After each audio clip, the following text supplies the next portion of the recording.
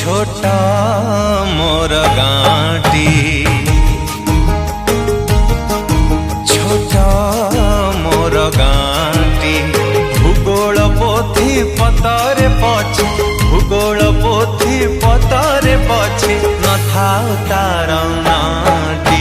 छोटा मोर गाँटी,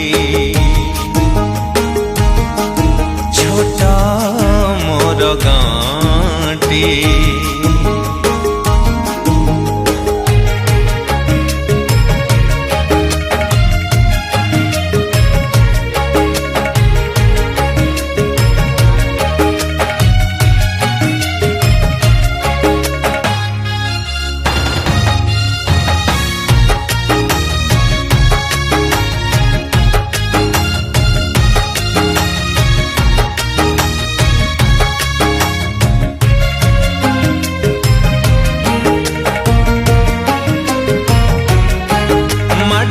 सेई सरग मोर सेठी अछि मो साठी घर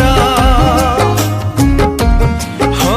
माटीर सेई सरग मोर सेठी अछि मो साठी घर।